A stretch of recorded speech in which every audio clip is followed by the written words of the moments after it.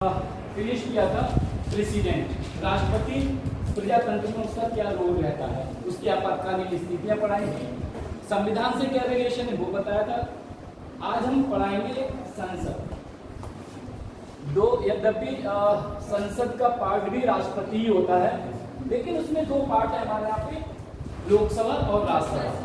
इन दोनों के लिए आपको पता है हर एक सेंटेंस एमसीक्यू टाइप होता है, ये भी आता है। शायद आपने जो पेपर पिछली बार हमने दिया था उसमें पहला क्वेश्चन यही था कि भारतवर्ष में पार्लियामेंट्री सिस्टम हमने कहां से दिया है, ब्रिटेन से। ये पहला क्वेश्चन था शायद, उसमें ध्यान दिया होगा। तो पार्लियामेंट्री सिस्टम हमने ब्रिटेन से लिया है।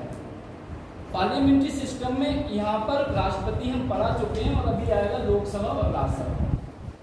Article number 79 of Indian constitution ये कहता है कि हमारे देश में संघ शब्द आया है। संघ में लिख लीजिए, ध्यान रखिएगा। हमने बताया ना राष्ट्रपति का, हमने आर्टिकल नंबर 52 से 78 तक था, और लोकसभा का अब शुरू हो रहा है, लोकसभा राज्यसभा दोनों सदन का मिलकर हो रहा है 79 के। हमारे यहाँ पर द्विसदनीय संसद होगी, जिसे लोकसभा और राज्यसभा कहा जाएगा। इसी के लिए ब्रिटेन में, कहा ब्रिटेन में या ब्रिटिश में, लोकसभा को कहते हैं निम्न सदन और प्रथम सदन। क्या कहते हैं? निम्न सदन भी कहते हैं और प्रथम सदन भी कहते हैं, लोकसभा भी कहते हैं। ठीक, एक्चुअली लोकसभा का मतलब होता है कि वह सदन जिसमें प्रतिनिधि जनता द्वारा चुने जाते हैं। एग्जैक्ट क्या होता है? वह सदन जिसमें प्रतिनिधि जनता द्वारा चुने जाते हैं। दूसरा सदन होता है राज्यसभा। राज्यसभा के लिए कहते हैं कि ये राज्यसभा में राज्य के प्रतिनिधि होते हैं, जो कि अप्रत्यक्ष रूप से चुने जाते हैं, इनडायरेक्ट, और ये प्रत्यक्ष रूप से चुने जाते हैं। आपको पता है राष्ट्रपति में भी कई राज्यों में, कई राज्य मतलब देशों में, कई देशों में प्रत्यक्ष इलेक्शन होते हैं राष्ट्रपति के, जैसे अमेरिका है। हमारे यहाँ पे नहीं होते हैं, कल जैसे हुए हैं। हमारे यहाँ अप्रत्यक्ष हुए हैं। अप्रत्यक्ष का इनडायरेक्ट मतलब होता है कि हमारे यहाँ पर राष्ट्रपति उनके द्वारा चुना जाता है जिन्हें हमने प्रत्यक्ष रूप से चुना हुआ है। अब प्रत्यक्ष रूप से यहाँ पे क्या है, आपको पता है कि अगर विधान परिषद है कहीं पर या नॉमिनेटेड मेंबर हैं, वो प्रेसिडेंट के इलेक्शन में वोट नहीं डालते हैं। इसका अर्थ यही है कि जो भी यहाँ पे इलेक्शन में प्रेसिडेंट के वोट डालते हैं वो चुनाव के द्वारा पहुंचे हुए सदस्य हैं, चाहे वो लोकसभा के हों या विधानसभा के। ठीक, दोनों विधान परिषद और राज्यसभा के वोट नहीं डालते हैं सदस्य। ठीक, एक तो ये हुआ। तो 79 आर्टिकल यही कहता है कि संघ में एक द्विसदनात्मक, बाइकैमरल या कहो द्विसदन वाली एक संसद होगी, जो जिसमें लोकसभा और राज्यसभा होगा। क्वेश्चन ये आता है कभी कभी कि संसद में राष्ट्रपति का क्या रोल है, क्यों उसे अभिन्न अंग कहा गया है? राष्ट्रपति को संसद का अभिन्न अंग कहा गया है कि बिना इसके पूरी नहीं हो सकती। उसका कारण यही है कि कोई भी विधेयक, मैंने बताया ना विधि विधा, कहते हैं ना कि भाग्य और विधान ऊपर वाले ने जो लिख दिया, इसलिए विधानसभा क्या करती है? हमारा विधान लिखती है। यहाँ का देश का, हमारे यहाँ का जो हमारे जीवन, जो लौकिक जीवन है, लौकिक समझ रहे हो? लौकिक माने सांसारिक, ठीक है, लौकिक जीवन है, उसके निर्माण का कार्य करती है विधानसभा। ठीक है, तो लोकसभा में जितने भी बिल या राज्यसभा में भी कुछ बिल या विधेयक जो रखे जाते हैं और पास होते हैं दोनों जगह, जब तक राष्ट्रपति उस पर सिग्नेचर नहीं करता है तब तक वो मान्य नहीं रहते हैं, एक्ट नहीं बनते हैं। इसीलिए राष्ट्रपति संसद का अभिन्न अंग है। ठीक है, इसकी कुछ विशेषताएं हैं, लिख लीजिए। कैरेक्टरिस्टिक्स हैं, कुछ बुक्स में नहीं है, कुछ में देखी थी हमने, फिर भी लिख लीजिए। द कैरेक्टरिस्टिक्स ऑफ संसद मतलब पार्लियामेंट।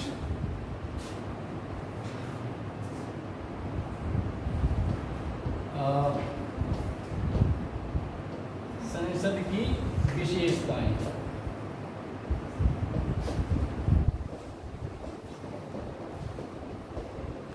विशेषताएं का मतलब वही कि इसके क्या क्या इसमें विशेषताएं इंग्लिश में 3-4 शब्द हैं। सिग्निफिकेंस भी कहते हैं, इंपॉर्टेंस भी कहते हैं, कैरेक्टरिस्टिक्स भी कहते हैं, किसी भी रूप में आ सकते हैं, ठीक है। जैसे महत्व भी कह सकते हैं, विशेषताएं भी कह सकते हैं, जो भी हो।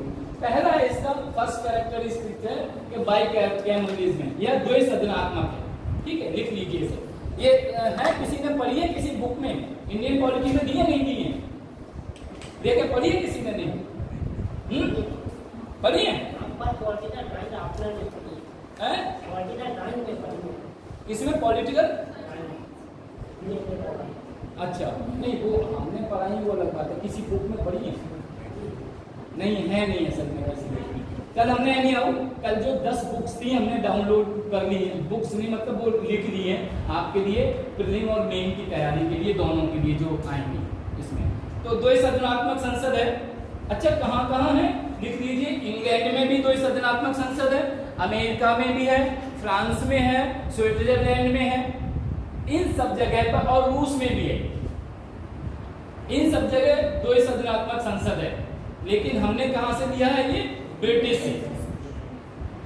उसी जिस तरह इन सब जगह है, ये जो नोट्स हम ये जो पढ़ाते हैं ना, इसलिए कहते हैं नोट करने के लिए कि अगर आपके पास कैच वर्ड्स हैं तो अगर मेंस में कहीं शॉर्ट नोट लिखने को आया, जितने भी क्वेश्चन आते हैं मेंस में पेपर में जीएस के, उसमें अल्टरनेट नहीं होता है, अथवा नहीं होता है, और नहीं होता है, 100% सब करना होते हैं, ये ध्यान रखिएगा। इसलिए कोई भी चीज अनटच्ड ना हो आपसे। तो इस तरह से अगर ये पॉइंट्स आपके पास रहेंगे, रेफर करेंगे तो थोड़ा सा मेमोराइज करके सब आप लिख सकते हैं। कभी कुछ ऐसे तो उसमें क्या होता है ना, आपको बताया था 54, 53 या 54-5% पर टॉपर हो जाता है। अब समझ लो इसका मतलब 50% ही आप लिखते हैं। तो अगर इस तरह की अगर आपने अभी से तैयारी कर दी, माइंड मेकअप किया, तो उस टाइम आपको किसी भी चीज से शुद्ध हिंदी में कहते हो अनभिज्ञ नहीं रहोगे। It will be in your knowledge कि हाँ ये मैंने पढ़ा है, रेफर किया है, तो at least you will be able to write something. तो वहां पे सीबीएसई की तरह स्टेप मार्किंग होती है, कहीं कहीं स्टेप मार्किंग सिविल सर्विसेज में, तो उसमें बड़ा बेनिफिट हो जाता है। और वहीं पे मैंने बताया ना कि आईएएस मान लो 55% पे गया है और आईपीएस गया 54 पे, और एक नंबर की वजह से सारी जिंदगी आईएएस के अंडर में आईपीएस काम करता रहता है। इसलिए एवरी मार्क काउंट है ना जिंदगी भर, फिर वो अगेन ट्राई करेगा आईएएस के लिए। तो इसलिए कोई भी चीज छोड़ना नहीं है आपके लिए, ठीक है। तो एक तो यह द्वय सदनात्मक संसद है और दोनों सदन बताई दिए। दूसरा है इसका बड़ा इंपॉर्टेंट पॉइंट, बाकी इसमें ये नोट कर सकते हैं जो अभी आपको बताया था कि इसमें प्रथम सदन होता है लोकसभा, उसे अपर हाउस भी कहते हैं, और एक होता है लोअर हाउस। इस तरह से आप डिटेल कर दें। दूसरा है सबसे बड़ा कि हमारी जो संसद है that is not completely sovereign, पूर्ण प्रभुत्व संपन्न नहीं है। लिख लीजिए, ये बताएंगे, आप किस कहोगे कि हमारा देश तो पूर्ण सॉवरन है, कंप्लीट सॉवरन है, लेकिन हमारी संसद जो है कंप्लीट सॉवरन नहीं है, पूर्ण प्रभुत्व संपन्न नहीं है संसद। देश है, क्या है? देश है लेकिन संसद नहीं है। ये डिफरेंशिएट आपको करना है, हमें मतलब हमें करना है, आपके लिए बताना है।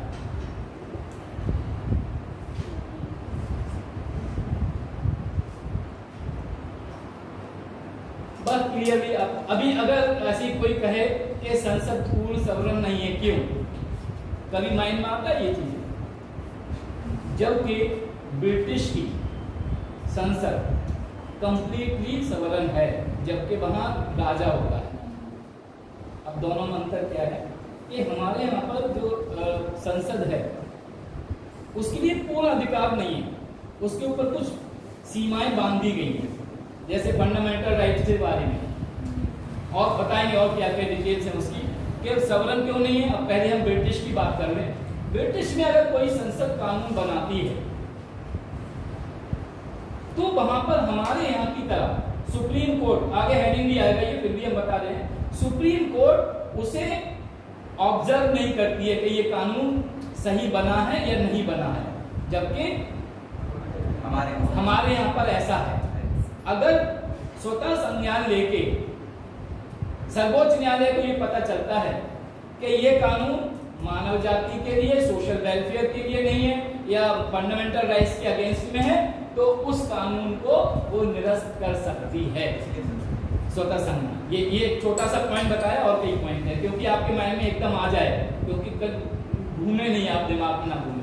तो एक तो ये है। दूसरा वहां पे क्या है कि जो भी कानून बन जाता है फाइनल है, उसका अंतिम निर्णय रहता है। हमारे यहाँ पर अंतिम निर्णय नहीं है, और कई चीजें वहां पे इंटरफेरेंस नहीं है प्रेसिडेंट का। यहाँ पे प्रेसिडेंट इंटरफेयर कर सकता है, जैसे व्यय के मामले में ऑडिटर जनरल ऑफ इंडिया होता है, बिना वो he is representative of president of India, प्रतिनिधि है उसका।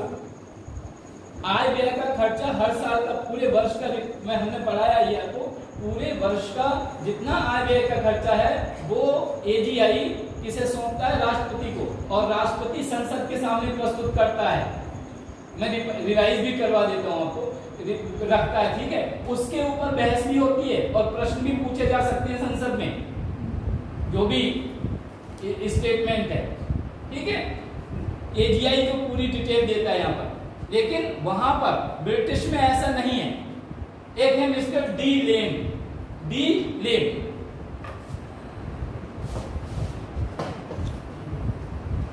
डी लेन है, इन्होंने कहा है, इनका कोटेशन, कि ब्रिटिश की संसद केवल स्त्री से पुरुष या पुरुष से स्त्री नहीं बना सकती, बाकी सब काम कर सकती है। ये एग्जैक्टली वर्ड आया है, अगर जिसने बुक पढ़ी होगी।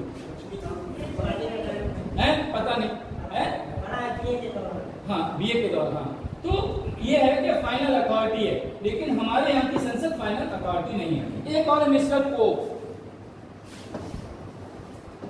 मिस्टर पोप, इन्होंने क्या कहा है, मैं इसका कोटेशन बता दूं संक्षिप्त में। मिस्टर पोप ने क्या कहा है, देखिए, एडवर्ड पोप नाम है पूरा, सर एडवर्ड पोप।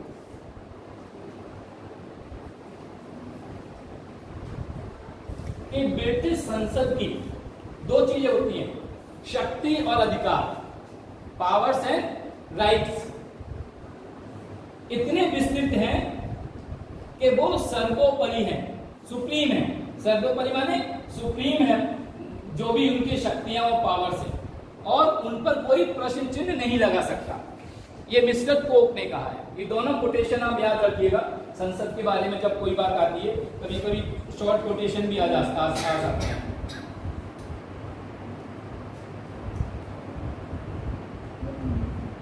अब इसमें मान लो इस तरह का शॉर्ट नोट्स आए, शॉर्ट नोट्स है, तो आपको क्या पता होना चाहिए? शॉर्ट नोट्स की भी एक ट्रिक्स बता रहा हूं आपके लिए।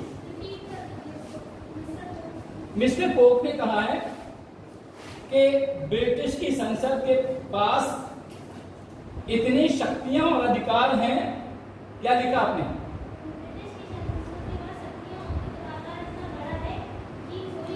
कि उन्हें किसी सीमाओं में नहीं बांधा जा सकता। एग्जैक्ट वर्डिंग ये, कि उन्हें किसी सीमाओं में नहीं बांधा जा सकता।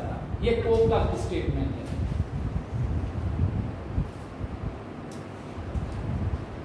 वो मिस हो जाता है ना, फिर पॉइंट कोई ना कोई दिमाग में जैसे आता है। हाँ, हम बता रहे थे कि अगर इस तरह का कोई कोटेशन आता है, सॉरी कोई क्वेश्चन आ जाता है सिविल सर्विसेज मेन एग्जामिनेशन में, तो आपको क्या करेंगे, जैसे हमारे यहाँ की जो नेगेटिव क्वालिटी है, जैसे कहते हैं कभी कभी कि अगर कहीं पे लाभ लिखते, लाभ और हानि दोनों चीजें आती हैं, सब बढ़िया इसका है ना, कोई है जो भी होगा आपका। तो उसमें क्या है कि जब हम मानो कहीं आपने लिखा है कि लाभ आना है किसी चीज की, प्रॉफिट क्या क्या है किसी चीज की, अब आपने आप की करके गए हानि, अब कैसे करोगे? तो उसमें क्या करना है, नहीं नहीं लगा दो, लाभ हो जाएगा। हाँ सही है, तो उसमें नहीं लगाओगे लाभ हो जाएगा। और अगर आपको हानि याद कर देगा, आया लाभ, तो नहीं हटा दो, लागू हो जाएगा। इसी तरह अगर कंपैरिजन कहीं आता है ब्रिटिश पार्लियामेंट और इंडियन पार्लियामेंट में, तो जो कैरेक्टरिस्टिक्स ब्रिटिश की हैं मान लो वो पता है तो वो इंडिया में नहीं है, और इंडिया की कैरेक्टरिस्टिक पता है तो आप ब्रिटिश में ऐड कर सकते हैं। इसीलिए ही थोड़ा सा एक्सप्लेन कर रहा हूं मैं, क्योंकि दोनों चीजें जब पता होंगी तो आपके पास लिखने के लिए मटेरियल बहुत होगा और एमसीक्यू भी तैयार हो जाएंगे उस परिप्रेक्ष्य में। समझ गए? ये एक्चुअली ये मोटो था मेरा ये बताने का। और कोटेशंस भी अगर कहीं पे इस तरह के क्वेश्चन आपके आते हैं किसी में भी, तो नेट वेट के भी जो तैयारी कर रहे हैं तो पहले कोटेशन से अगर शुरू करते हैं। जैसे इसके लिए संसद का सबसे पहला मेरा कोटेशन ही था जो मैंने नहीं पढ़ा था अभी। सबसे पहले दुर्गादास बासु, इन्होंने कहा है कि भारतीय संविधान में अद्भुत ढंग से अमेरिका की न्यायपालिका की सर्वोच्चता के सिद्धांत एवं इंग्लैंड की संसदीय प्रभुता के सिद्धांत के बीच का मार्ग अपनाया गया है। मतलब अमेरिका से हमने लिया क्या? सर्वोच्च न्यायालय का, जैसे जुडिशियल रिव्यू, और यहां से क्या लिया है? Parliamentary system. लेकिन हमने अमेरिका से जुडिशियल सिस्टम लिया है, प्रेसिडेंट का इलेक्शन का सिस्टम नहीं लिया है। तो हमने क्या किया है? मिड वे, बीच का रास्ता अपनाया है हमने, वहां से जुडिशियल। क्यों? इसीलिए लोगों ने बागमती का कुंभा कहा या बागमतिया, कई चीज कट बेस और गोंद कैंची और गोंद का कमाल ये सब कहा हुआ है। तो ये दोनों चीजें थी जो कि अब इसमें हमारे यहाँ पर इसकी प्रभुत्व संपन्न नहीं है। इसका क्या रीजन है? नंबर 1 ये है कि लिखित संविधान हमारे यहाँ पर है। क्या है? लिखित संविधान है। Means we have written constitution. अच्छा, ये हेडिंग आपको बड़ा अजीब से लगते हैं, लेकिन जब आप डिटेल में जाते हैं तो पता चलता है ये कैसे हो गया। जैसे हम कहें ब्रिटिश का संविधान क्या लिखित है? क्यों? फिर कैसे है? ये क्वेश्चन आया था पीसीएस में, पूछ लेंगे किसके ऊपर है? कस्टम्स एंड ट्रेडिशंस के ऊपर है। अब इसके बारे में हमने पता नहीं आपकी क्लास में प्रीवियस क्लासेस में बताया है कि अगर कोई चीज आप ऐसी कह दो तो वो ऑथेंटिकेटेड नहीं होती है। अगर आप लिख के देते हैं तो आपको रिमार्क्स भी चाहिए उस पर, और अगर आप एफिडेविट देते हैं तो शपथ पूर्वक हो गया, उसे कोर्ट में भी ले जा सकते हैं, घसीट सकते हैं, यू कैन से। तो जब लिखित में कोई चीज आ जाती है, अगर हमारे पास लिखित में संविधान नहीं होता तो बहुत से राज्य जो 562 राज्य थे, हो सकता है हमारे देश में नहीं मिलते। हमने लिखित में दिया है संविधान में कि हमारे सेंटर स्टेट रिलेशन ऐसे होंगे केंद्र और राज्यों के। हमने लिख के दिया है कि डायरेक्टिव प्रिंसिपल ऑफ स्टेट, राज्य के नीति निर्देशक तत्व होंगे जो आप अपने आप कर सकते हैं। हमने लिख के दिया है कि हम केंद्र की सूची अलग होगी और राज्य की सूची होगी जिसका आप अपने आप नियम बना सकते हैं। ये फेडरल कॉन्स्टिट्यूशन की ये स्ट्रॉन्ग चीजें हैं। यही कारण था, इन सबको अगर हम लिखित में नहीं देते तो बहुत से राजा महाराजा नरेश अपने अपने देश के अलग होते हो, चाहे जो जयपुर के हो, जोधपुर के हो, अलवर के हो, चाहे लखनऊ के हो, कहीं के भी हो, बूंदी के हो, वो सब नरेश अलग होते। तो ये इसकी विशेषता है हमारे संविधान की कि वो लिखित में है। और इसका आर्टिकल 245 लिखिए, अनुच्छेद 245 245(1) 245(1) क्या कहता है? 1 है ये, हाँ ठीक है, लिख लीजिए। हिंदी में लिखा हुआ है ये, व्यवस्थापन शक्तियों का उपयोग, 4-5 शब्द का इसलिए है। व्यवस्थापन शक्तियों का उपयोग संसद संविधान के अनुसार करेगी।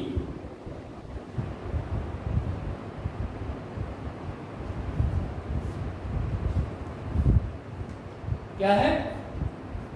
व्यवस्थापन शक्तियों का उपयोग मतलब क्या है? नहीं, क्या व्यवस्थापन शक्तियां कौन सी? जो भी व्यवस्थाएं बनाई जाएंगी, मनुष्य के संबंधित हो, वहां की जमीन से संबंधित हो, सीमाओं से संबंधित हो, राज्य के किसी मैटर से, मैन एंड लैंड दोनों से संबंधित जो भी होगा वो क्या होगा? उसका व्यवस्थापन संविधान के अनुसार होगा। ऐसा नहीं है कोई भी सरकार आएगी और अपने हिसाब से काम करेगी। और वो संविधान क्या था, हमने बताया था आपको कि 10 लाख लोगों पर एक रिप्रेजेंटेटिव था और हर देश के कोने कोने से लोग थे। इसका मतलब उस क्षेत्र के लोग, चाहे नॉर्थ वेस्ट ईस्ट साउथ कहीं के हो, उन लोगों ने इसे स्वीकार किया कि ये हमारे हित की बात कर रहा है संविधान, इसलिए उन्होंने इस संविधान को एक्सेप्ट किया। और हमने एक चीज और पढ़ाई थी, अगर आपको ध्यान होगा लास्ट में, कि 12 अधिवेशन हुए थे संविधान सभा के, तब कहीं जाकर 2 वर्ष 11 महीने 18 दिन में संविधान तैयार हुआ था। और 389 मेंबर थे जब पाकिस्तान साथ में था। उसके बाद में 100 मेंबर कम हो गए तब जाके, तो ये इस बात का सबूत है। उन्होंने कहा कि आर्टिकल 245(1) के अनुसार कि जो भी व्यवस्थापन होगा वो संविधान के अनुसार होगा, और अगर संविधान के अनुसार नहीं होता है जो लिखित में है, तो हम क्यों आएंगे आपके साथ। वो संविधान निर्माता की बात नहीं मानते। तो ये हमें नहीं भूलना चाहिए कि उस वक्त बाई चांस नहीं, they have come by choice, कि वो अपने चॉइस के हिसाब से आए थे कि हाँ अब ये संविधान पूरा परिपक्व है और हमारे हित की बात कर रहा है। That's why we are coming under Union of India, कि हम भारतीय संघ में शामिल हो रहे हैं, ये रीजन था। ठीक है, बात तो ऐसे लग रही है कि सभी लोगों को संविधान की जानकारी होना चाहिए, चाहे वो किसी भी फील्ड से हो, आर्ट्स कॉमर्स साइंस, सबको जानकारी होना चाहिए। दूसरा इसका एक है संघात्मक शासन व्यवस्था। सेकंड इसका टॉपिक है, दूसरी क्वालिटी रिटिन के बाद क्या है, संघात्मक शासन व्यवस्था। असल में धीरे धीरे हम पर नहीं दिख मिलता है, संघात्मक शासन व्यवस्था।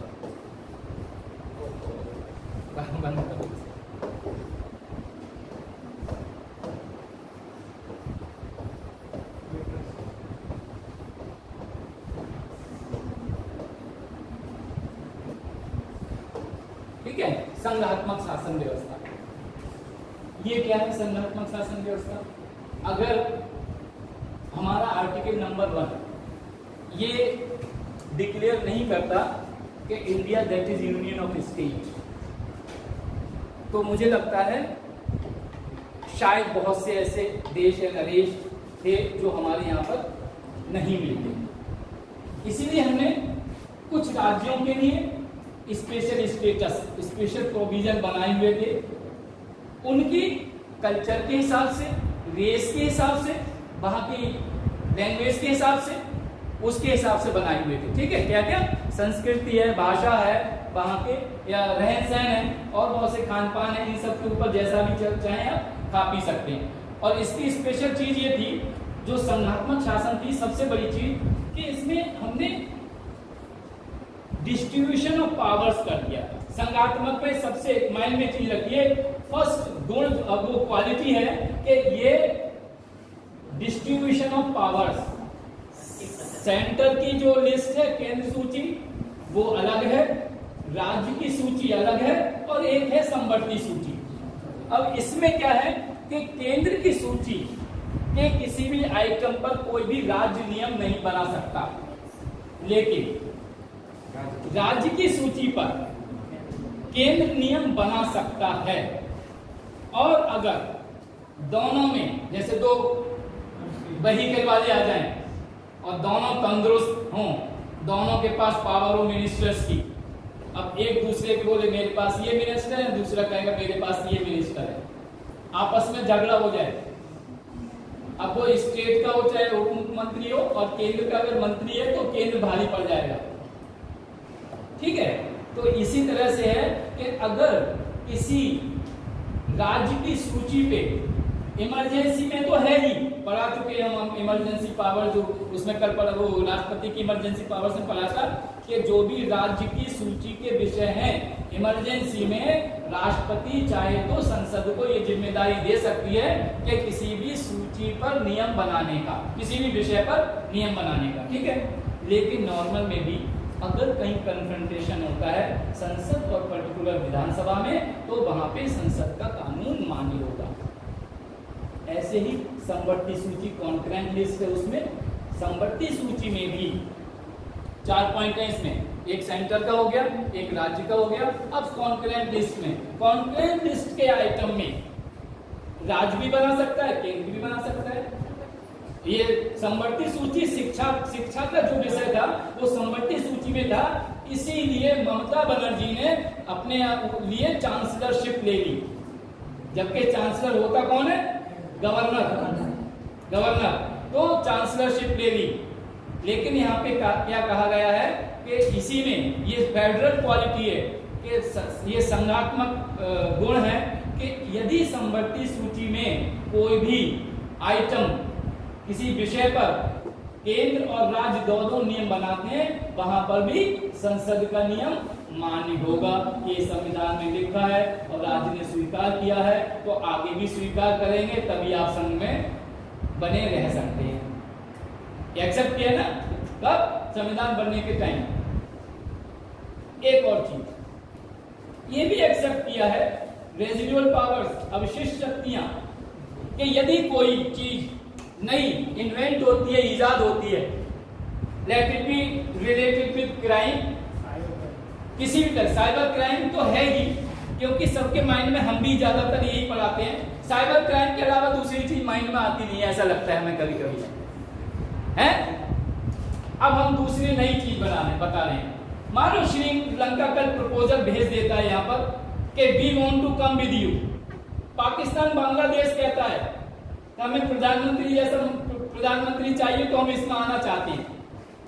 रेजिडुअल पर अवशिष्ट शक्तियां हैं संसद के पास, ये संसद चाहे तो हम लोग उन्हें अपने यूनियन ऑफ स्टेट्स में ले सकते हैं। अगर इसके लिए जो नई नियम, जैसे साइबर क्राइम, ये इसलिए कहते हैं क्योंकि जब संविधान बना था उस टाइम हमारे पास एंड्रॉयड मोबाइल भी नहीं थे, ना इतना ट्रांसपोर्टेशन इतना फास्ट था जैसे जीपीएस लगा के आजकल चल रहा है सब है। क्या हुआ? टीवी भी नहीं था। हाँ, तो उस वक्त इस तरह के बहुत से नियम, जैसे अभी सही कहा इन्होंने कि टीवी से रिलेटेड बहुत से नियम है, क्या दिखाना है, व्हाट्सएप से रिलेटेड है, यूट्यूब आजकल वो चल दिया ना कि क्या क्या दिखाना है, गूगल के ऊपर कुछ है, गूगल अकाउंट के ऊपर भी कितने करोड़ रुपए का जुर्माना लगाया है गवर्नमेंट ने भी। तो जो भी है अवशिष्ट शक्तियां मींस रेजिडुअल पावर या जो भी नए नियम इन्वेंट हो, नई चीजें आती हैं, उनके लिए पहले से ये लिखा हुआ है कि संसद का नियम जो है वो मान्य होगा, राज्य उसमें कोई नियम नहीं बना सकते। यदि केंद्र सरकार चाहे तो कुछ पावर्स पर्टिकुलर स्टेट को दे सकती है, लेकिन संसद में कानून पास होगा, राज्यसभा लोकसभा में, और राष्ट्रपति उस पर मोहर लगाएगा, तभी ये संभव है, अन्यथा नहीं। और उसके लिए एक और चीज है, उस स्टेट का स्पेशली रिप्रेजेंटेटिव, चाहे वो राज्यसभा में हो या लोकसभा में, वही तो प्रपोज करेगा। राज्यसभा में क्यों लिए गए एमपी? आपको लगता है जैसे हम कहें हमारे यहाँ पे एमएलसी है, विधान परिषद है, दूसरे राज्यों में नहीं है, तो क्या वहां की सरकारें नहीं चल रही है? चल रही है ना। अगर राज्यसभा नहीं हो, खाली लोकसभा हो, तो सरकार नहीं चलेगी क्या?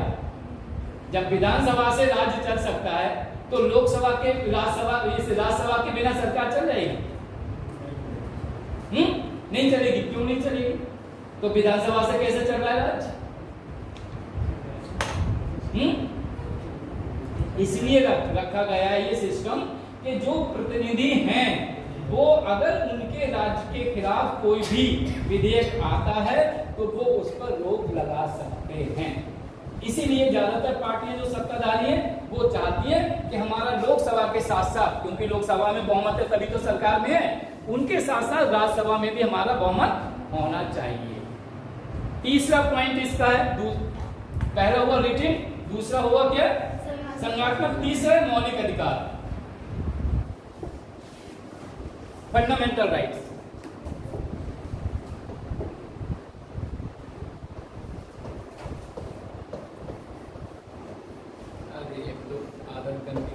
ये है 21। आपको पता है कि ये भी एक हमारे संसद की एक स्पेशल चीज है कि इमरजेंसी में fundamental rights null and void हो जाते हैं, इंक्लूडिंग आर्टिकल नंबर 19 जो कल साफ बताए थे, लेकिन एक हमने कल बताया था शारीरिक और मानसिक वाला, वो समाप्त नहीं होता है, वो आता है अंडर आर्टिकल 21। किसमें आता है? आर्टिकल 21 में आता है। ऐसा क्यों? शारीरिक मानसिक ये सब उसे नल एंड वॉइड क्यों नहीं किया गया? वही तो फंडामेंटल राइट्स। आपको लगता है भारत के नागरिक होने के नाते आप स्वतंत्र हैं? पहले तो ये बताइए, स्वतंत्र हैं नहीं है? तो 15 मना कर रहे हैं, तो 15 अगस्त क्यों मनाती हैं? स्वतंत्रता दिवस है? स्वतंत्र है नहीं है? हैं? हैं? किसी के घर में घुस जाओगे? पूछ रहे हैं नहीं? हाँ वो पूछ रहे हैं। हाँ, इसे क्लियर करना चाह रहा हूं। हम स्वतंत्र हैं, स्वच्छंद नहीं है। स्वच्छंद पशु पक्षी हैं, कहीं पे भी जाए, किसी डाल पे बैठे, आप ये नहीं कह सकते कि आप आम के पेड़ पे बैठिए आम के दिनों में, वो कहेंगे हम तो जामुन के पेड़ पे बैठेंगे। यानी कहने का तात्पर्य ये है, आपने पता नहीं पढ़ा नहीं पढ़ा, एक इंग्लिश की किताब थी 10th में, मैंने आई वाज स्टडी, उसमें क्लियर कट एक चीज है कि एक व्यक्ति, उसमें लिखा है, वो लाठी से चलाते हुए जाते हैं ना, क्या बोलते हैं, बनने की क्या कुछ शब्द होता है उसका, तो वो ऐसे सड़क पे चलाते हुए जा रहा था। एक सज्जन ने कहा कि आप ऐसे क्यों चला रहे हैं? तो बोले मैं स्वतंत्र देश का स्वतंत्र नागरिक हूँ। तब उन्होंने कहा कि श्रीमान जी क्षमा करना, आपकी स्वतंत्रता वहां खत्म हो जाती है जहां दूसरे की नाक शुरू होती है। नाक क्यों कहा? कि नाक जो है मनुष्य के शरीर का सबसे ज्यादा प्रोट्रूडिंग पोर्शन है, सबसे ज्यादा उभरा हुआ हिस्सा है, कि सबसे पहले जब बात आती है तो नाक की आती है। तो इसी तरह हम स्वतंत्र हैं, लेकिन हमारी सीमाएं हैं, जैसे संसद की सीमाएं हैं, मौलिक अधिकारों की सीमाएं हैं। अब कमिंग टू आर्टिकल 21, आप स्वतंत्र हैं लेकिन आत्महत्या सुसाइड नहीं कर सकते। बात सही है? यही कहता है आर्टिकल 21 कि आप शारीरिक और मानसिक उसके लिए छोड़ दीजिए, क्योंकि आप, ये शरीर आपका है, लेकिन अगर आप कोई इस तरह का क्राइम करते हैं अपने आप, जैसे कभी कभी नस काट के बच्चे, स्टूडेंट, मैं आना नहीं चाहता यूट्यूब पे हैं स्टूडेंट, उन्हें पुलिस पकड़ के ले जाती है, ले जाना चाहिए नहीं ले जाना चाहिए? अगर कोई बच्चा अपने आप अपना हाथ काट दे, नस काट देता है ना, मैं नस इसलिए कह रहा हूँ सबको पता है, यस सर, तो वो कहे कि मेरा शरीर है, मेरे माँ बाप खिलाते पिलाते हैं, आप क्यों पूछ रहे हो? लेकिन पुलिस पकड़ के ले जाती है थाने, ले तो जाएगी, तभी तो कह रहे हैं आर्टिकल 21 कह रहा है। ये पता होना चाहिए ना आपको, जो कल हमने पूरी डिटेल्स में बताई थी कि शारीरिक और मानसिक, इसीलिए ये जो राइट्स हैं आर्टिकल 21 में, इमरजेंसी में भी नल एंड वॉइड नहीं हो सकते, निरस्त नहीं होते। समझ में आया? ये बहुत इंपॉर्टेंट चीज थी, और ये थी फंडामेंटल राइट से संबंधित कि जीवन और शारीरिक स्वतंत्रता का अधिकार या स्वाधीनता का अधिकार आर्टिकल 21 में हमें दिया गया है, और ये आपातकाल में, संकट काल में, इमरजेंसी में भी इसे निरस्त नहीं किया जा सकता। समझ में आ रहा है नहीं? बताइए, बीच बीच में हम पूछते रहते हैं, समझ में नहीं आ रहा है, जो सोते होते हैं ना वो जग जाते हैं फिर। अगला है, इसमें एक और हेडिंग है जो हमारे यहाँ के सीमित संशोधन व्यवस्था, सीमित संशोधन व्यवस्था, ये हमारे संसद की वो हैं, क्या है? विशेषताएं, कैरेक्टरिस्टिक्स।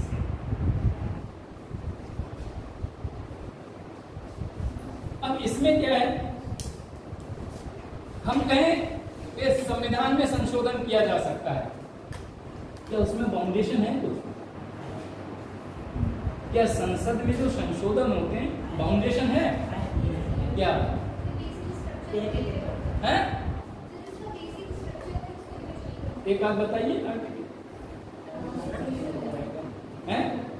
फंडामेंटल राइट से ज्यादा इंपॉर्टेंट, राइट टू प्रॉपर्टी खत्म हुआ था, फंडामेंटल राइट था, उस वक्त तक जब नहीं पता था तो फंडामेंटल राइट था। मेन इसमें ये है, हम पढ़ क्या रहे हैं, पढ़ा क्या रहे हैं, हम फंडामेंटल राइट्स नहीं पढ़ा रहे, हम कह रहे हैं संसद की सीमाएं हैं।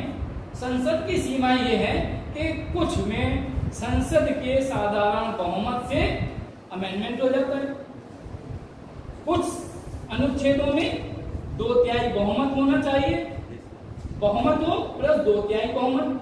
तीसरा एक पॉइंट है इसमें कि कुछ संशोधनों के लिए 50% कम से कम स्टेट का नॉट, एक शब्द है नॉट मतलब यस होना चाहिए, तभी हो सकता है, नहीं तो नहीं। तो संसद कहाँ, पूरी सीमाएं कहाँ, मतलब सीमाएं लग गई ना, सीमाएं किसकी, राज्य की। राज्य नहीं करेंगे तो संसद नहीं कर सकती, इसलिए संसद हमारे यहाँ सॉवरेन नहीं है, संसद सॉवरेन नहीं है, ये विशेषता है इसकी। अब समझ में आ गया, हमारा देश तो सॉवरेन है, प्रभुत्व संपन्न है, लेकिन संसद नहीं है। क्यों?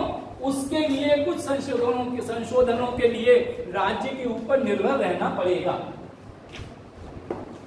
क्लियर हो रहा नहीं? किसके ऊपर? जब निर्भर ही रहना है तो हम वो कहाँ हुए, मतलब आत्मनिर्भर कहाँ होंगे, हम तो दूसरे के ऊपर निर्भर हो गए। जब आत्मनिर्भर नहीं है तो हम प्रभुत्व संपन्न कहाँ होंगे।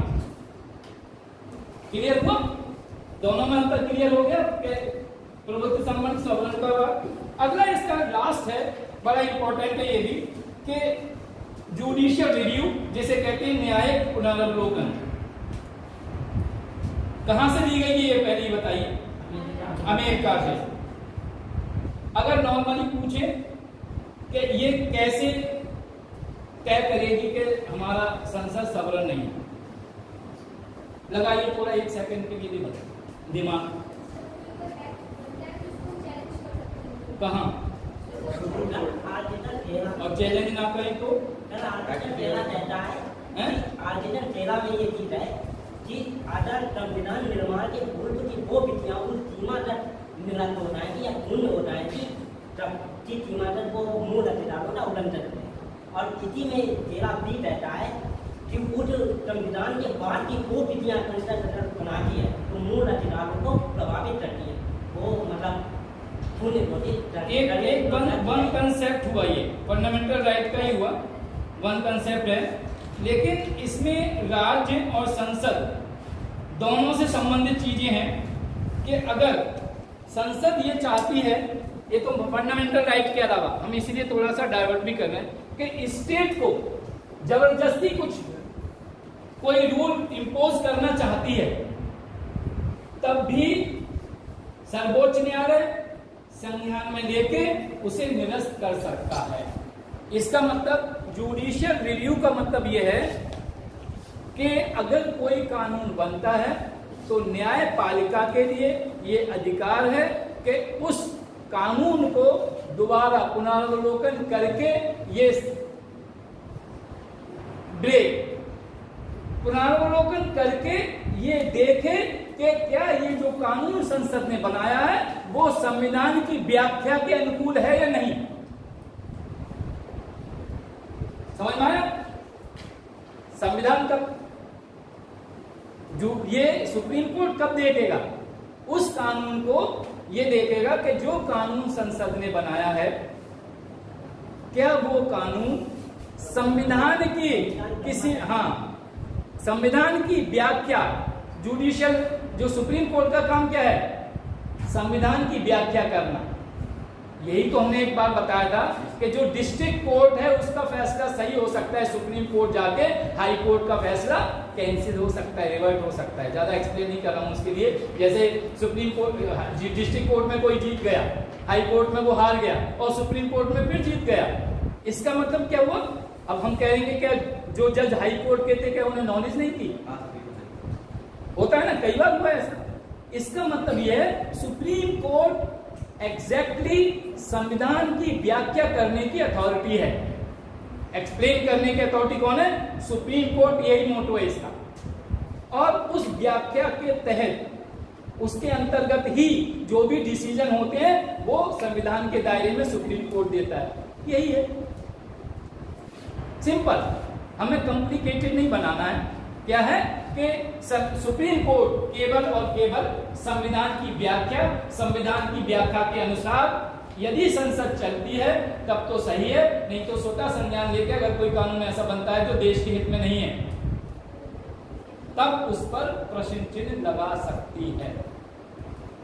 समझ में आया? ये मेन मोटो है सुप्रीम कोर्ट का। और यही पावर जो कल बताई थी प्रेसिडेंट की और संसद के जो रिलेशन है वो इमरजेंसी पावर्स में संसद को भी बहुत पावर है इम्पीचमेंट के थ्रू और राष्ट्रपति को भी बहुत सी पावर है संसद के बारे में। ठीक है, तो ये वो आपका जुडिशियल पुनरावलोकन। और इसके बारे में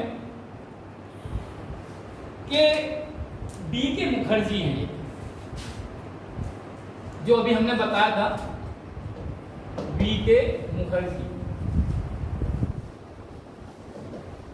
उन्होंने यही कहा है, उनका कोटेशन कभी कभी आ जाता है, उन्होंने कहा है कि ये निर्णय करना न्यायपालिका का काम है कि अमुक कानून वैधानिक है या नहीं। कोई हम बता रहे हैं आपके लिए कि न्यायपालिका का क्या काम है कि what ever act is made. अच्छा, एक्ट ये तभी होगा, संसद में कानून विधेयक पास कर दिया नहीं हुआ जब तक वो कानून राष्ट्रपति की मोहर से नहीं बनता है, उसके बाद ही स्वतः संज्ञान लेगा। समझ में आया? स्वतः संज्ञान कब लेगा? जब कानून बन चुका होगा, पहले नहीं लोग लेगा। जैसे अभी बोले कभी मैंने ऐसा किया ही कहा है, होता है ना, अभी बोले क्यों ऐसा क्यों कर रहे सर, काम किया और जब हो जाए तब पकड़ो। वैसे बोले मानो कोई इरादा से आया है, मोबाइल रखा है, क्या इरादा से कि उसे मोबाइल उठाएगा, तो क्यों कर रहे हो आप, चुराओगे क्या? तो मैं तो चुपचाप खड़ा हूं, जबकि इरादा उसका है। इसीलिए सर्वोच्च न्यायालय जब तक कानून नहीं बनता है तब तक स्वतः संज्ञान नहीं लेगा। बोले अभी बनाए कानून, ये छोटी सी बारीकी समझ में है आपको। ठीक है, तो ये जुडिशियल रिव्यू है और इसमें कुछ अन्य प्रतिबंध हैं, वो लास्ट इसका वो है। कल हमने एक चीज और बताई थी आपको, कार्यपालिका। कार्यपालिका क्या क्या होता है कार्यपालिका में, और मंत्रिमंडल, ये होता है कार्यपालिका। दोनों आप कार्यपालिका प्राइम मिनिस्टर को या राष्ट्रपति को अलग नहीं कर सकते, ये मिला के पूरा कार्य वो होता है, कार्यपालिका कहलाती है। अब इसमें सबसे बड़ी बात क्या, राष्ट्रपति, जैसे राष्ट्रपति क्या होता है, लोकसभा को भंग कर सकता है। ठीक है, एक और इसका दूसरा पहलू देखिए कि प्रधानमंत्री भी लोकसभा को भंग करने की सिफारिश कर सकता है। हुआ था अटल बिहारी वाजपेयी की टाइम में, जब उन्हें, और इसके लिए भी है ये कानून, विधानसभा के लिए भी, जब उन्हें लगता है कि कुछ हमारी पॉलिसी सरकार को लगता है कि गलत हुई है और उन्हें मालूम है कि इसका असर, जैसे अभी MSP का चला था किसान कानून के ऊपर, बोले उस वक्त अगर इलेक्शन हो जाए तो किसान हमें वोट नहीं देगा, इसलिए वो लिंगर ऑन एक शब्द होता है इंग्लिश का, कि आगे बढ़ाना, उस चीजों को आगे बढ़ाया जिससे इलेक्शन हट जाए।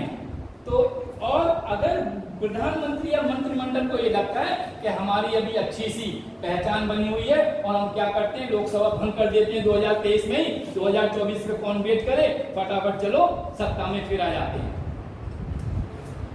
दोनों चीजें यही समझना है असल में कि लोकसभा में के लिए प्रधानमंत्री भी सिफारिश कर सकता है कि भंग कर दीजिए। अब आप कहोगे अच्छे खासे प्रधानमंत्रियों को सिफारिश कर रहे हो, लेकिन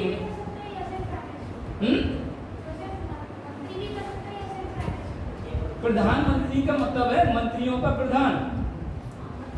हाँ, इसीलिए इसका मतलब ये देखो, मंत्री हैं, सब तो मंत्री हैं कैबिनेट में, बोले उनमें से एक मुखिया चुन लिया तो मुख्यमंत्री हो गया, प्रधान चुन लिया तो प्रधानमंत्री हो गया। तो प्रधानमंत्री ही सिफारिश। अब सुनो, प्रधानमंत्री का जब आएगा कार्य तो बताएंगे, working of functions of prime minister, उसमें कहा गया है, क्वेश्चन सही है, कि प्रधानमंत्री मंत्रिमंडल और राष्ट्रपति के बीच की लिंक है, कड़ी है, ये शब्द आया है। क्या है? कड़ी पकौड़े वाली नहीं, ठीक है, बालों का महीना चल रहा है, वैसे भी बहुत परेशान हो जाते हो गया। तो क्या है, बीच की कड़ी है।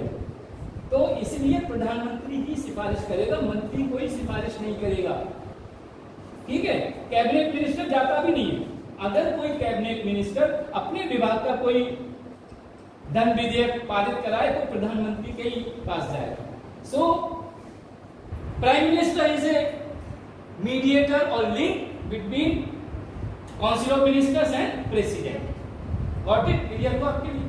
अच्छा चलो, नाउ काम की बात शुरू होती है कि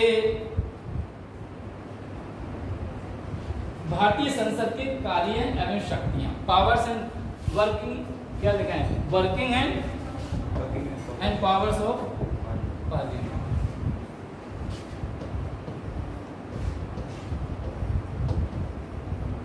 वर्किंग एंड पावर्स, कार्य और शक्तियां क्या क्या है? Powers of parliament. जितने भी हम जब भी संविधान पढ़ाते हैं उसमें 2-3 शक्तियां फिक्स होती हैं, जैसे विधायी शक्तियां, legislative powers, financial powers, administrative powers, और कौन सी? Executive powers. 4 सब जगह एडमिनिस्ट्रेटिव पावर्स नहीं होती हैं, लेकिन 3 पावर्स हर जगह होती हैं, लेजिस्लेटिव पावर्स, फाइनेंशियल पावर्स और एग्जीक्यूटिव पावर्स। अब हम बात करते हैं सबसे पहले विधायी शक्तियों की या लेजिस्लेटिव पावर्स। लेजिस्लेटिव पावर्स क्या क्या है इसकी? लेजिस्लेटिव पावर्स पढ़ा है किसी ने?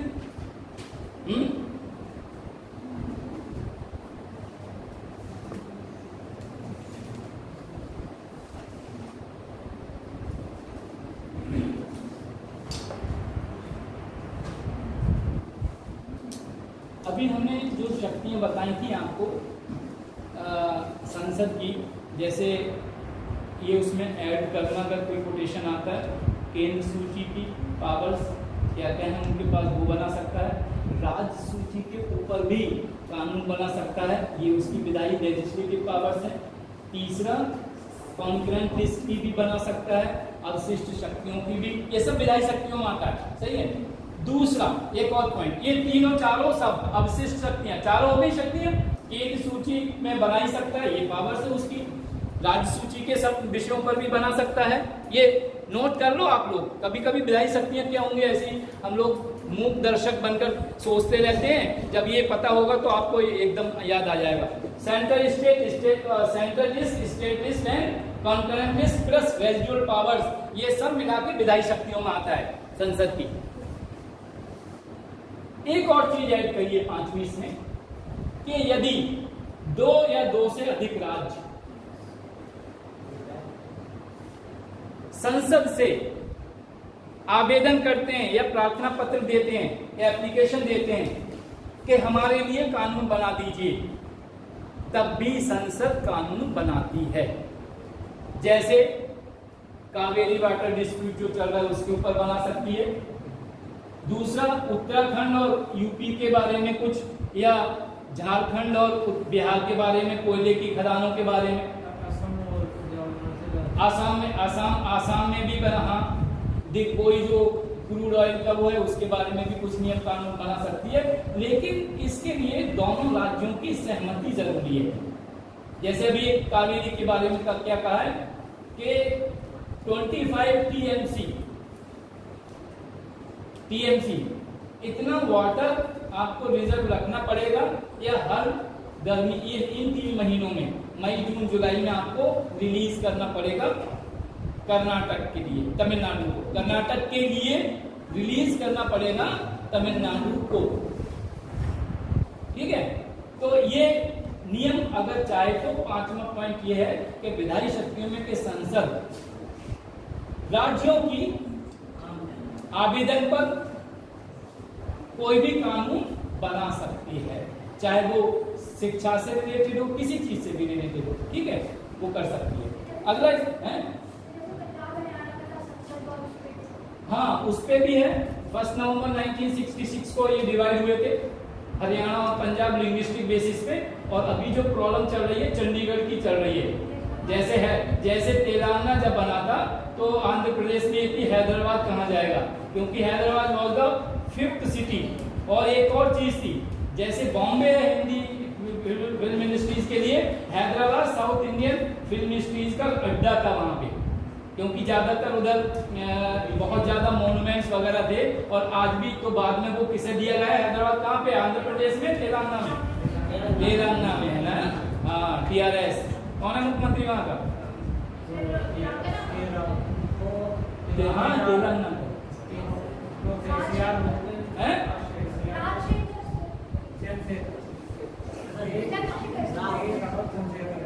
सही जा रहे KCR ही होते हैं। तो आप लोग पढ़ते नहीं हो पॉलिटिकल साइंस लगता है, जब करंट अफेयर्स में उसका वीक है। कौन सी पार्टी का है?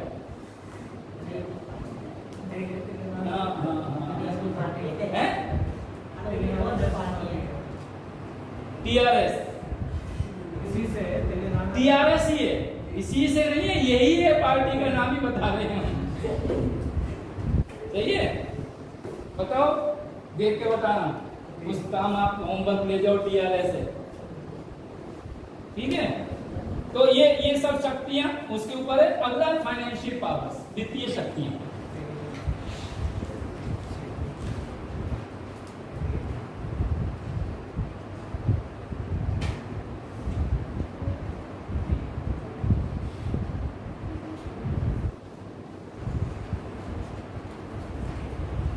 अच्छा एक चीज और बीच में बता दें वित्तीय शक्तियों के बारे में, कि अगर इमरजेंसी में राज्य सूची के किसी भी विषय पर संसद कानून बनाता है तो वह अस्थायी होता है। कैसा होता है? अस्थायी। आपातकालीन खत्म हो जाएगी स्थिति, वो बहाल हो जाएगा। और एक चीज और, अगर संसद को लगता है कि राज्य सूची का कोई विषय राष्ट्रीय महत्व का है, किसका है? राष्ट्रीय महत्व का है, तो उसे डिक्लेयर करके, घोषणा करके उसके लिए उसके ऊपर भी कानून बना सकता है। जैसे बॉम्बे हाई, नाम सुना है बॉम्बे हाई का? क्या है? बॉम्बे हाई, और अभी दिग्विजय का नाम लिया है ना, क्रूड ऑयल वगैरह के लिए, और झरिया का नाम लिया। झरिया क्या है? झरिया में कोयला। मान लो ये सब स्टेट, महाराष्ट्र, झारखंड और आसाम, इनके यहाँ पे जो खनिज पदार्थ हैं, जिसे ब्लैक गोल्ड कहते हैं, अगर वो सोचे कि हम इसके ऊपर अपने आप कानून बनाएंगे, तो राज्य सूची के कानून उसमें नहीं आता है। ये किस में आता है? सेंट्रल लिस्ट में आएगा। इसलिए आपने देखा होगा कोल माइंस किस में आती है? सेंट्रल लिस्ट में है कोल माइंस। इसी तरह क्रूड ऑयल्स, बॉम्बे हाई या आसाम का एरिया हो, वो सब चीजें किस में आती हैं? सेंट्रल लिस्ट में आती हैं। तो अगर ये तो केंद्र की सूची में है, वो तो बना ही सकते हैं, लेकिन इमरजेंसी में हमने कहा आपातकालीन में क्या होगा, अगर कोई कानून सेंट्रल लिस्ट की राज्य सूची के किसी विषय पर कानून बनता है तो वो अस्थायी होगा। और तीसरा पॉइंट था वित्तीय पावर, इसकी विधायी पावर में, कि यदि कोई भी राज्य सूची का विषय संसद को लगता है कि राष्ट्रीय महत्व का है, तो उस पर भी कानून बना सकती है। ये उसकी विधायी पावर्स में आता है। Second is financial power.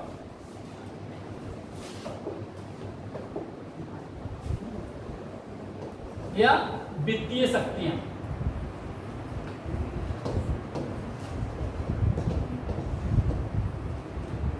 वित्तीय शक्तियां क्या क्या है? आप क्या नाम है आपका? है? तो यहाँ पे फर्स्ट टाइम आए हो? अटेंड किया? नहीं फर्स्ट टाइम आए हो, मैं ये नहीं कह रहा हूँ लेट क्यों आए हो, अच्छी बात है। फर्स्ट टाइम आए हो, अच्छा बैठिए। चलिए लिखिए।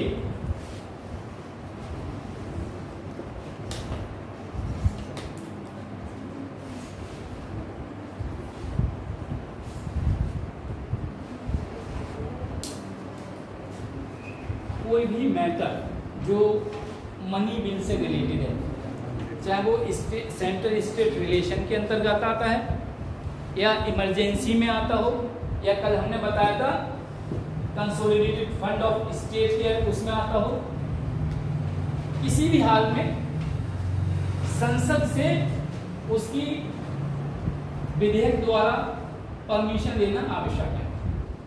मैं उसकी बात नहीं कर रहा हूं कि स्टेट किस आइटम में, वैसे ये संसद की पावर है। जैसे हमने बताया कहीं इमरजेंसी हो जाए, नेचुरल कैलेमिटीज की, बाढ़ आ जाए किसी स्टेट में, आंध्र प्रदेश में, तमिलनाडु में या कर्नाटक में आ जाए या केरल में आती है अक्सर, या उत्तराखंड में पहाड़ दरक जाते हैं, केदारनाथ की घटना हुई थी ऐसे टाइम पर, या अरुणाचल प्रदेश में कोई ऐसी इमरजेंसी आ जाए चाइना वाली, ठीक है, किसी भी तरह की। क्यों? हमने बताया ना आपको कि संविधान ने ये पावर दी है, शक्तियां दी हैं, हर स्टेट की सुरक्षा की जिम्मेदारी संसद की होगी। तो वित्तीय मामलों में संसद के पास पूर्ण नियंत्रण है, कंप्लीट कंट्रोल किसका है? संसद का है, चाहे वो स्टेट के मैटर्स में। हमने एक चीज और बताई थी आपको कि कई स्टेट ऐसे हैं जिनके लिए सेंटर लोन देती है। क्या देती है? लोन देती है, इमरजेंसी में भी और वैसे भी। जैसे आप लोग बैंक से लोन लेते हैं, लोन देती है। जैसे हमने बताया था कि सेंटर के पास सोर्स ऑफ इनकम टैक्स तो है ही, पब्लिक सेक्टर्स हैं, गवर्नमेंट सेक्टर्स हैं, लेकिन आपको सरप्राइज होगा कि लोन के जो ब्याज मिलता है उसका बहुत बड़ा हिस्सा जो है वो इनकम का जरिया है सेंटर का, लोन का ब्याज, क्योंकि वो भी अरबों में होता है। कल जैसे हम बता रहे थे ना, एक शब्द 3 महीने का जो टर्म होता है अप्रैल मई जून का, जो उसे ग्रांट्स इन एड बोलते हैं। क्या बोलते हैं? Grants in aid. तो वो अनुदान जिसे बोलते हैं, ग्रांट्स इन एड जो दी जाती है वो 3 महीने के लिए दी जाती है, अनुदान बोलते हैं हिंदी में उसके लिए। तो जितनी भी वित्तीय शक्तियां हैं संसद के पास, राज्य की भी और केंद्र की भी, वो सब संसद के पास है। लेकिन है ना, ये जो हमारा फाइनेंशियल ईयर शुरू होता है कब से? 1 अप्रैल से, तो 31 मार्च नेक्स्ट तक। तो अब तो क्या होगा 31 मार्च तक, जैसे अभी ITR 31 मार्च तो निकल गया, अभी इनकम टैक्स भरना है सबको, सर्विस क्लास है उनके लिए 31 जुलाई है, और बाकी जिनके अकाउंट का ऑडिट, ऑफिशियली बता रहा हूं मैं बात, जिनके अकाउंट्स का ऑडिट होना है जैसे फैक्ट्री वगैरह है, उनके लिए सितंबर अक्टूबर तक टाइम मिलता है। अब 31 मार्च तक पैसा दिया गवर्नमेंट ने, अब 1 अप्रैल पे हम लोग भूखे रहेंगे? नहीं ना। इसीलिए वो जो भी सत्र चलता है उसमें 3 महीने का एडवांस वो दे देते हैं, और बाद में जब जुलाई में बजट आता है, हमारा बजट कब आया था उत्तर प्रदेश का भी जुलाई में ही आया था ना, तो वो पैसा काट के तब बजट सैंक्शन होता है, माना उसी में जाता है, इसमें उसी में माना जाता है, तो उसे ग्रांट्स इन एड बोलते हैं। उसकी भी परमिशन हमें वहीं से लेना है, कहां से? संसद से। तो ये वित्तीय शक्तियां ये हो गई, पूरा नियंत्रण ये होता है। अगर इमरजेंसी में पैसा चाहिए वो भी होगा, लेकिन कुछ फाइनेंशियल चीजें ऐसी होती है इमरजेंसी फंड के लिए, जैसे कंसोलिडेटेड ऑफ इंडिया या PM केयर्स फंड बनाया था मोदी जी ने, उसके लिए होता है। तो जैसे अभी रामपुर में हादसा हो गया, बस शाजापुर की एक्सीडेंट हुई या कहीं पे दूसरी जगह, तो वहां पे जो पैसा देते हैं इमरजेंसी, जैसे किसी के एक्सीडेंट के लिए या बॉर्डर पे कोई शहीद हो गया, उसके लिए जो पैसा मिलता है उसके लिए कहीं से परमिशन की जरूरत नहीं, लेकिन पर्टिकुलर उससे डिमांड जरूर जाती है। जैसे अब वो ऐसा नहीं कोई शहीद हो गया तो पैसा ऐसे ही रिलीज करते हैं, वो कहते हैं आप डिमांड भेजिए तब हम देंगे, बिना एप्लीकेशन के नहीं होगा। आवेदन तो जाएगा ही ना, आवेदन यही देंगे, और वो स्वतः संज्ञान वाला केस नहीं है कि स्वतः संज्ञान में लेके पैसा रिलीज हो जाएगा, नहीं। और उन सबको कितना पैसा गया आर्मी, एयरफोर्स, नेवी को, वो बाद में कंसोलिडेट होके पूरा संसद में पास कराना भी पड़ता है, और वो, लेकिन ये डिफेंस एक्सपेंडिचर में नहीं आएगा, ये डिफेंस एक्सपेंडिचर में नहीं आता है। एक तो वित्तीय कंट्रोल ये हुआ। दूसरा है, दो कमेटी नाम लिख लीजिए, पब्लिक अकाउंट कमेटी जिसे कहते हैं लोक लेखा समिति, पब्लिक अकाउंट कमेटी, और एस्टीमेट कमेटी जिसे प्राक्कलन समिति बोलते हैं। सही बोल रहे हैं। एस्टीमेट, प्राक्कलन का मतलब क्या होता है?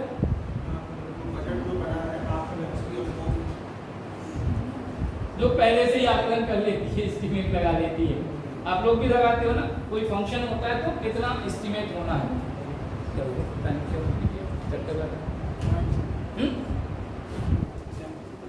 तो ये दोनों कमेटी है। इसका नाम पहले वाली कमेटी का क्या है? लोक लेखा कमेटी। इससे समझ में आ गया, लोक लेखा कमेटी। और एस्टीमेट कमेटी भी समझ रहे होंगे।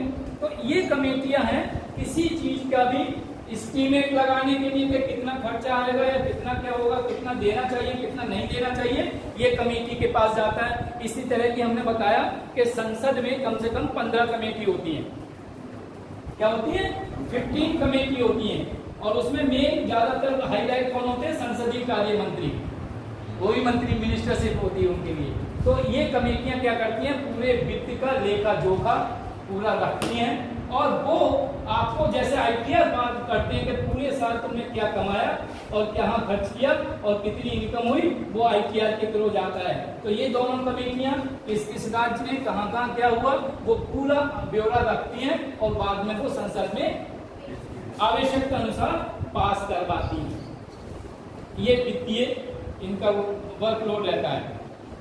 दूसरा ये है कि लोकसभा में जितने भी मनी बिल हैं वो इंट्रोड्यूस कहाँ होते हैं? इंट्रोड्यूस मतलब कहाँ पे पेश किए जाते हैं? लोकसभा में। और इन सभी जितने भी मनी बिल होते हैं कि राज्यसभा, लोकसभा से पास होकर कहाँ जाएंगे? राज्यसभा में। राज्यसभा अगर संशोधन करती है तो ये जरूरी नहीं है कि लोकसभा उसे माने। First point. सेकंड पॉइंट, अधिक से अधिक 14 डेज के लिए, कितने? 14 डेज के लिए ये रोक सकती है, इससे ज्यादा नहीं रोक सकती। और लोकसभा बाध्य नहीं है राज्यसभा की किसी भी सिफारिश को मानने के लिए। और अगर वो 14 दिन के अंदर वापस नहीं करती है तो बिल को पास मान लिया जाता है और वो राष्ट्रपति के लिए फॉरवर्ड कर दिया जाता है। राष्ट्रपति के पास पावर है वापस करने की?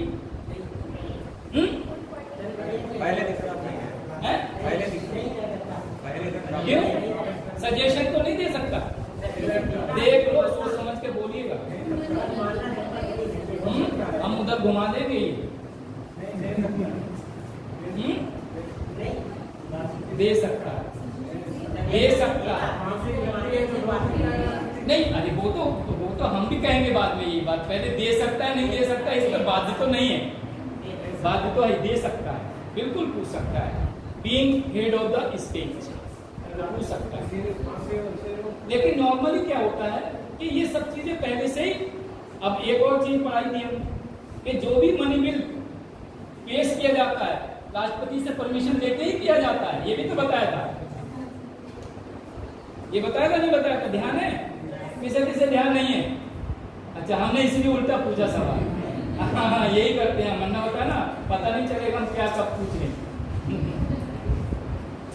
चलो ठीक, गॉट इट। तो जो भी धन विधेयक है बिना राष्ट्रपति के परामर्श से ही धन विधेयक लोकसभा में लाए जाते हैं। 14 दिन बाद वो 14 दिन तक होल्ड कर सकता है राज्यसभा, इससे ज्यादा। ये सब पॉइंट हैं आपके, मेन पॉइंट हैं। और राज्यसभा वो लोकसभा इसके लिए जरूरी नहीं है कि माने। और एक चीज हम बता चुके हैं, फिर भी एक बार और रिपीट करते हैं कि जितने भी धन विधेयक हैं उनके लिए ऑडिटर जनरल ऑफ इंडिया पूरे साल का ब्यौरा लेखा जोखा वित्त के इसमें बताना जरूरी क्योंकि फाइनेंशियल मैटर्स में आता है। वो राष्ट्रपति को पेश करता है और राष्ट्रपति संसद में उन सब चीजों ब्यौरा को देता है। ठीक है, नेक्स्ट हेडिंग लिखिए,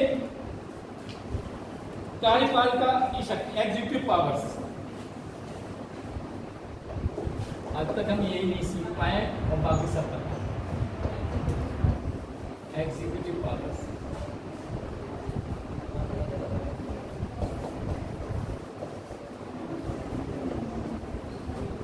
एग्जीक्यूटिव पावर्स ऑफ पार्लियामेंट।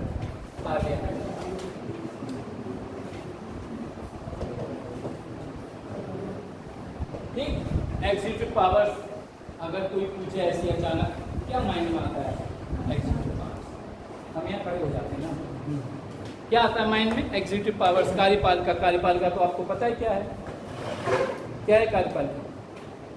अभी तो बताया था, राष्ट्रपति एंड प्रधानमंत्री और जितने मंत्री हैं वो सब कार्यपालिका में आते हैं। क्या क्या पावर्स होती है?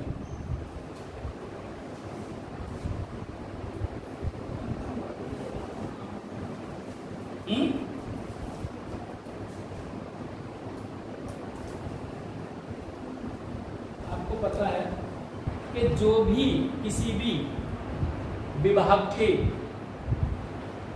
विकास की बात होती है, चाहे शिक्षा मंत्री से हो, उद्योग मंत्री से हो, ठीक है, या फिर लघु उद्योग मंत्री हो, कपड़ा मंत्री हो, बाल विकास मंत्री हो, जितने भी मिनिस्टर्स होते हैं, और हर चीज का मिनिस्टर इसलिए है कि पर्टिकुलर जिम्मेदारी दी जाती है, क्योंकि एक के ऊपर सब जिम्मेदारी नहीं दे सकती।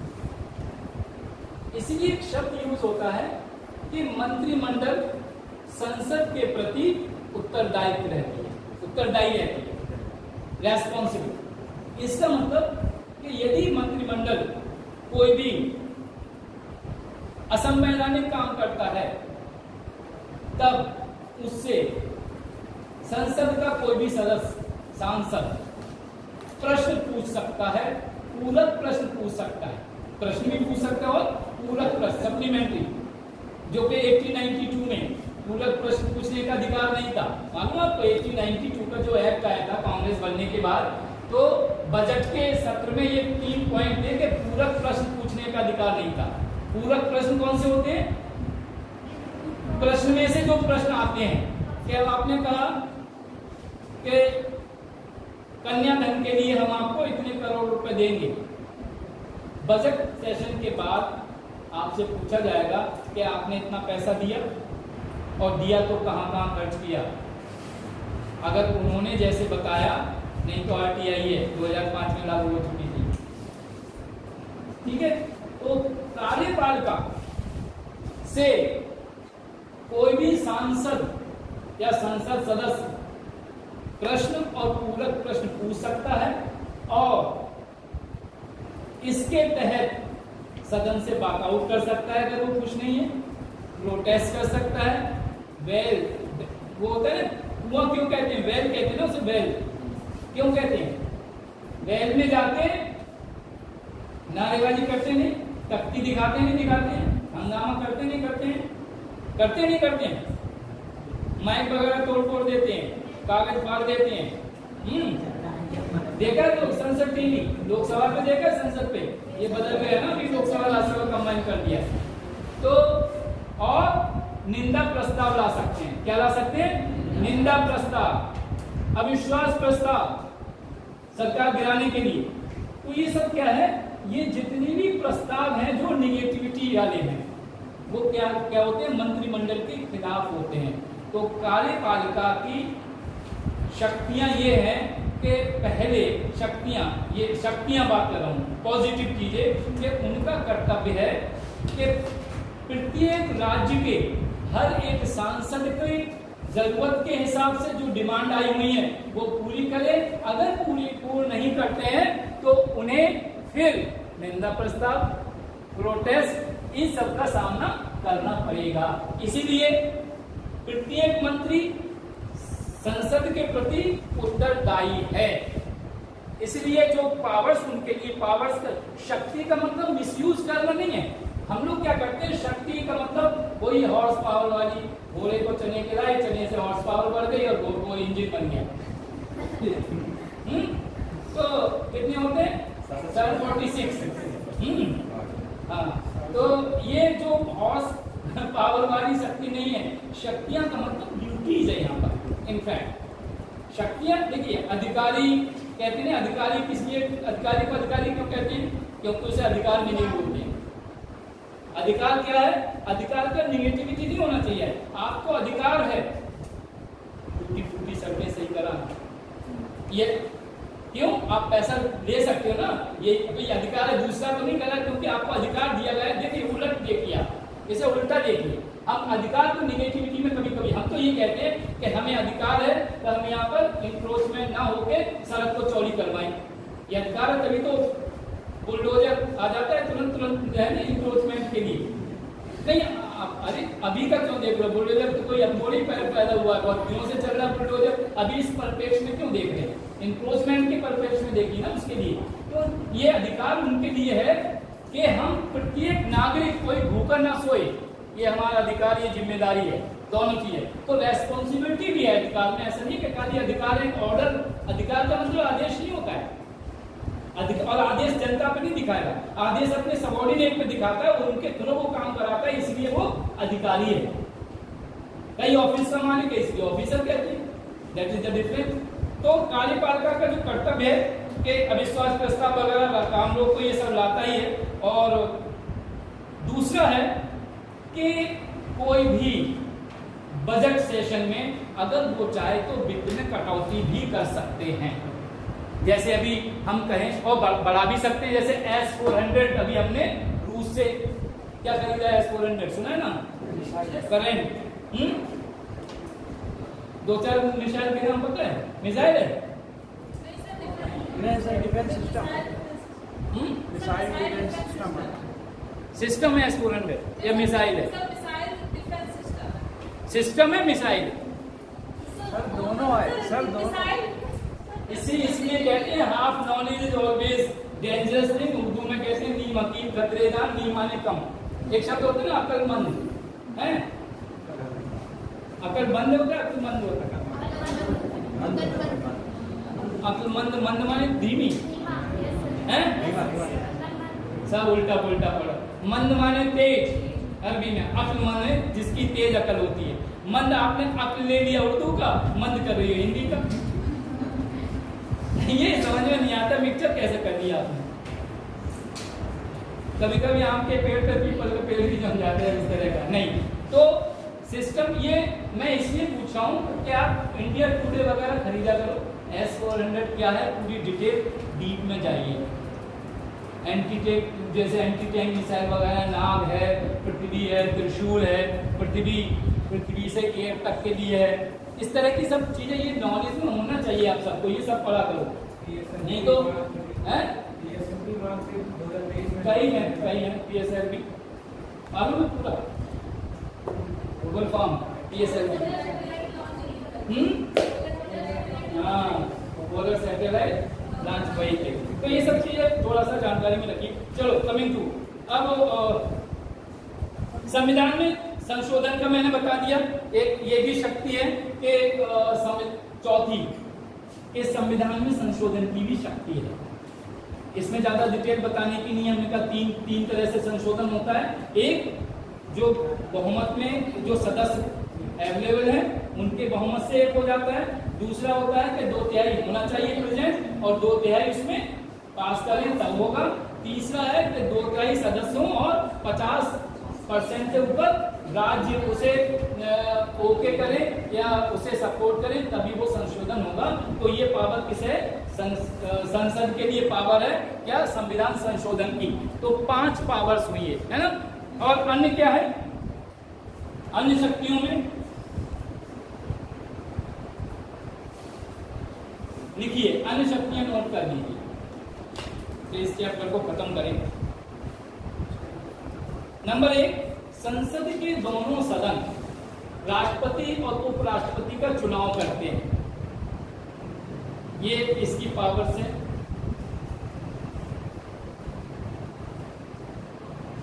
नेक्स्ट, राष्ट्रपति को महाअभियोग के द्वारा हटा सकते हैं, ये शक्ति है। क्यों? आज पेपर था, आप इसलिए कुछ नहीं लाई? पेपर था ना आपका?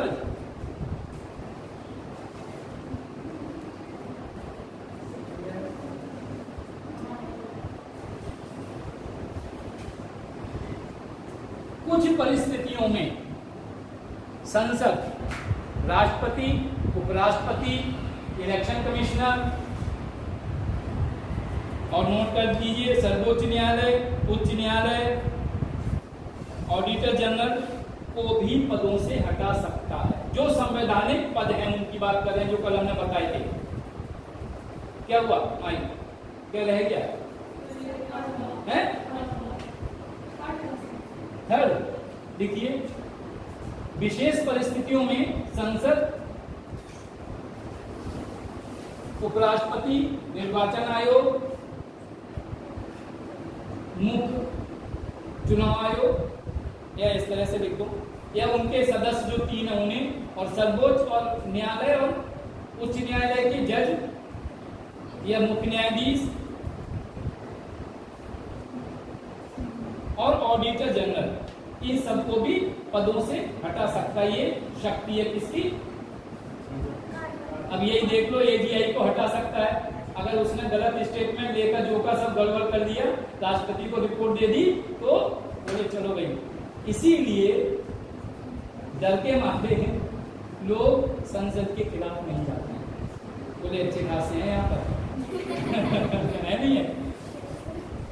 एक और है इसमें कि संसद जो है देश के लिए विदेश नीति, बिना संसद के विदेश मंत्रालय चाहे डायरेक्ट कोई नियम बना सकता है? नहीं बना सकता ना।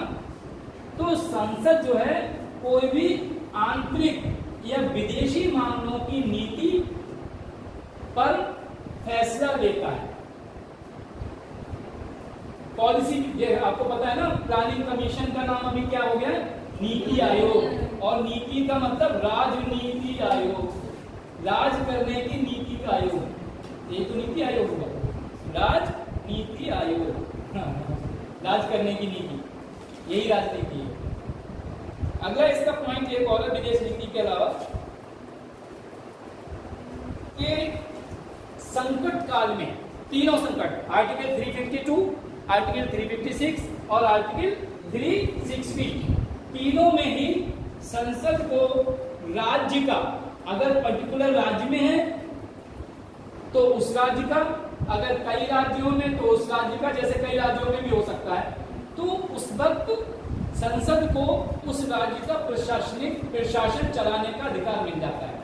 क्या मिल जाता है? प्रशासन चलाने का, एडमिनिस्ट्रेटिव सिस्टम पूरा देखता है।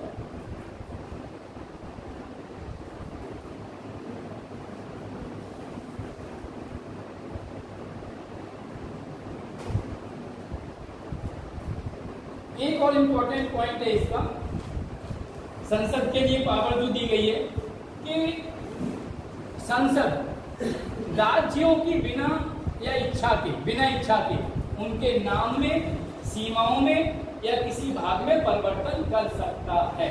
ये भी संसद के पास पावर है।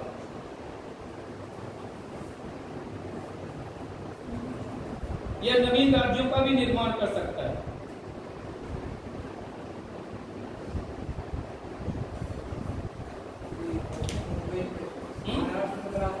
क्या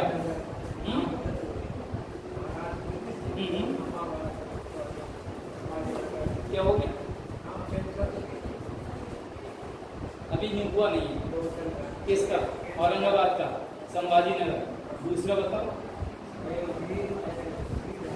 फिर अधूरी बात आ गई। उस्मानाबाद का नाम धारावी है।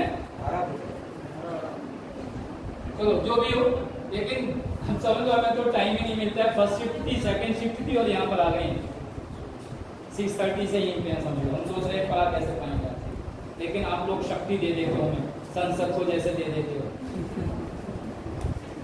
एक और पॉइंट है, ये बड़ा इंपॉर्टेंट है। भारत की नागरिकता संबंधी सभी निर्णय संसद ही करती है। I am talking about CAA and NRC। और दूसरा कर भी नहीं सकता। अगर दूसरा करेगा, जैसे कनाडा है, ये अमेरिका में स्टेट है, उनके अपना संविधान है, वहां की नागरिकता अगर वहां की नहीं तो पर्टिकुलर स्टेट से अलग। लेकिन यहाँ पर जो भी नागरिकता देना है 1951 और 52 और 55 के एक्ट के अनुसार भी।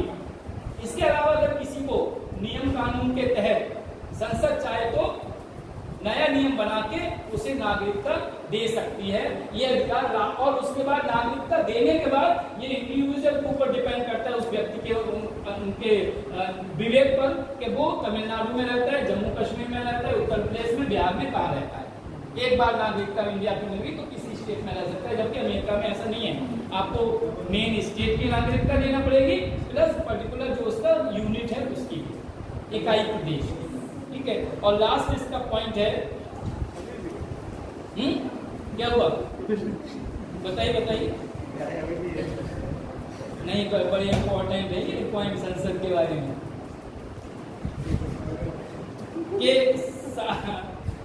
विवाद की बात हो रही है। ये अगर कहीं पे सार्वजनिक विवाद होता है, ऐसा कॉन्फ्लिक्ट जिसपे उस क्षेत्र की जनता, देश की जनता पे प्रभाव होता है या आर्थिक, सामाजिक, राजनीतिक, सांस्कृतिक हानि होती है, ऐसे में संसद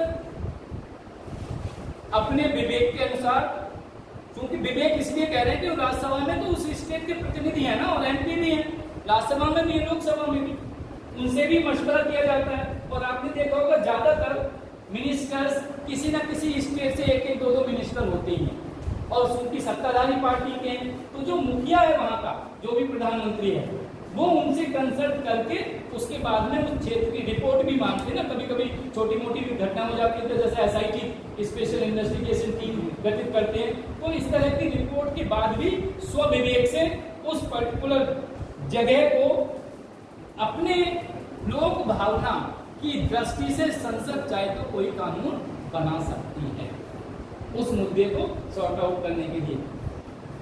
अंदर रख दिए सब है, हो गया। चलिए एक चीज और लिख लो, संसद का गठन क्या हुआ।